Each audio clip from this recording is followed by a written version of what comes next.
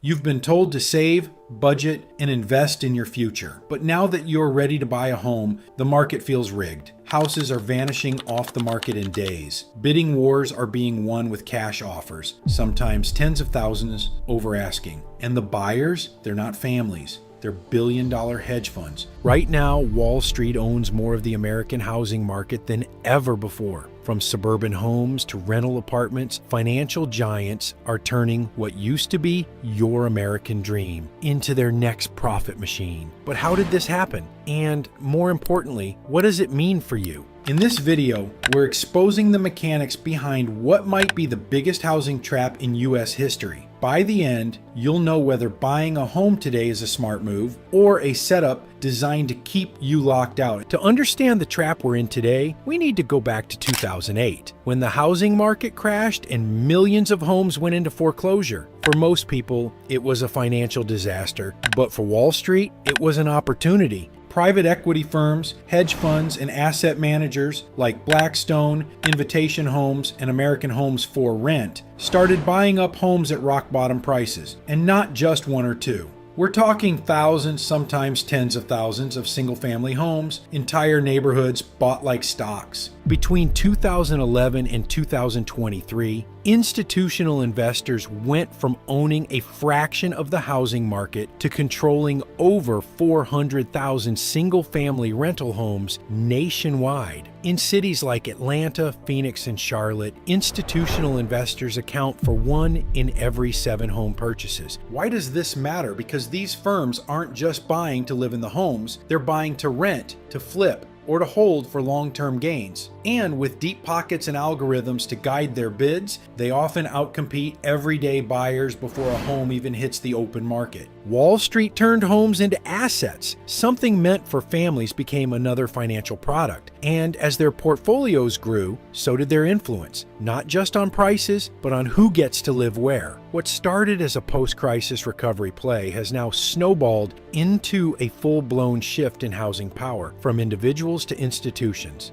Here's where it gets dangerous, not just because Wall Street is buying homes, but how they're doing it. First, let's talk speed and scale. Institutional investors aren't going to open houses on Sundays. They use advanced algorithms to scan entire zip codes for properties under market value. When they find one, they don't negotiate. They pay cash, fast, and often buy in bulk. That makes it nearly impossible for everyday buyers, especially first-timers using a mortgage, to compete. Second, the goal isn't home ownership, it's profit. These firms buy homes to turn them into rentals. And unlike mom and pop landlords, Wall Street doesn't manage a few units. They run entire subdivisions like corporations. Tenants? They're not neighbors. Their revenue streams, rent hikes, service fees, and strict lease terms are baked into the model. But here's the trap. The more they buy, the more prices rise. And as prices go up, fewer people can afford to buy, so they rent. And who owns the rentals? Wall Street. It's a closed loop.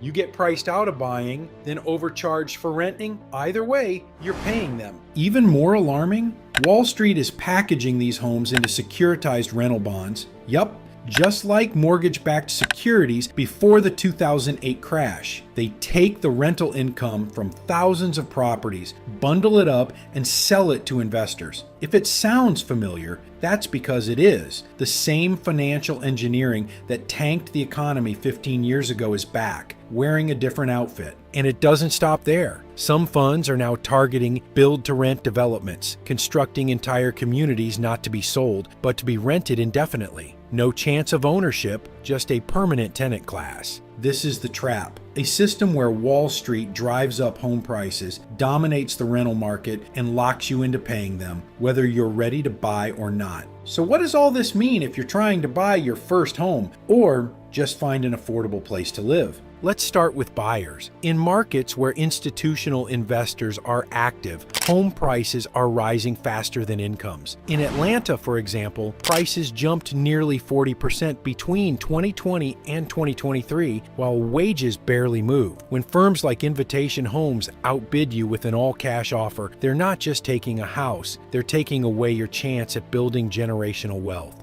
And the ripple effects are brutal, because if you can't buy, you rent. But guess what? Wall Street owns those rentals too. And they've been raising the rent faster than mom and pop landlords ever did. According to the Federal Reserve Bank of Minneapolis, institutional landlords raised rents 11% more on average than smaller property owners in 2023 alone. Worse, they've been criticized for neglecting maintenance, tacking on hidden fees, and evicting tenants at higher rates. It's not just more expensive, it's more hostile. Then there's the psychological cost. For decades, buying a home was the American dream, a symbol of stability, community, and control over your life. But today, more people feel like permanent outsiders. Even dual income families are getting priced out of starter homes, forced into an endless cycle of rent, save, repeat, while watching prices climb out of reach. This isn't just about personal finance anymore. It's about power. When massive corporations control the places we live, they also shape our cities, our neighborhoods, and our futures. And unlike local homeowners, these firms don't care about schools, parks, or community. They care about ROI. In the end, whether you're renting or trying to buy, the message is the same.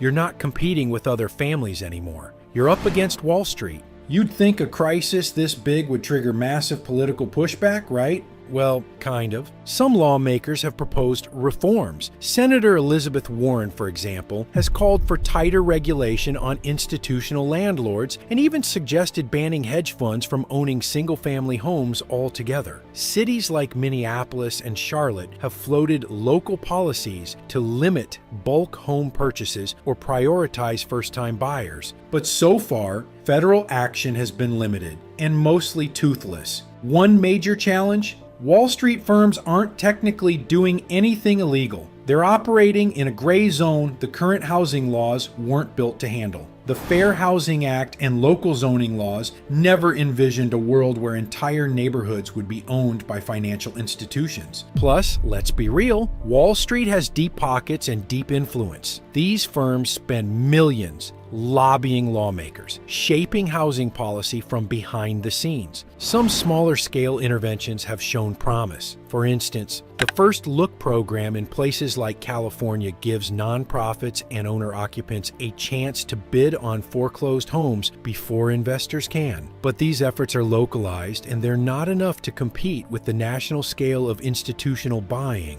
The result? A game where the rules haven't caught up, and regular buyers are left playing defense. Until policy catches up with reality, the trap will keep tightening. If nothing changes, we're heading toward a two-tiered housing system, one where corporations own and the rest of us rent. Already, some economists are warning that this shift is not just a financial issue, it's a threat to the social fabric. Home ownership has long been tied to upward mobility, community involvement, and long-term wealth creation. Strip that away, and you're left with a generation locked out of stability. But there's a twist coming.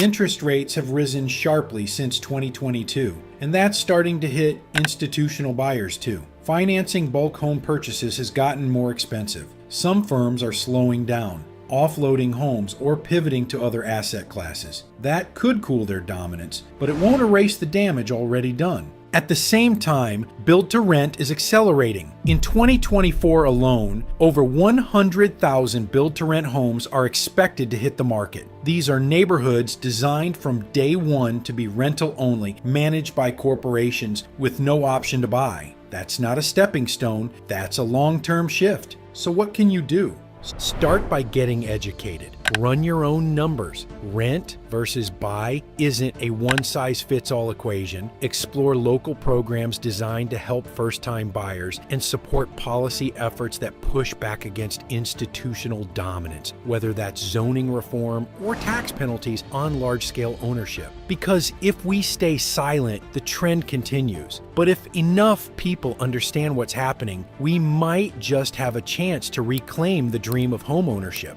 Wall Street didn't just invade the housing market, they changed the rules. And now you have to decide, will you play by them or push back? Do you think corporate landlords should be banned from owning single-family homes? Drop your thoughts in the comments and watch my next video.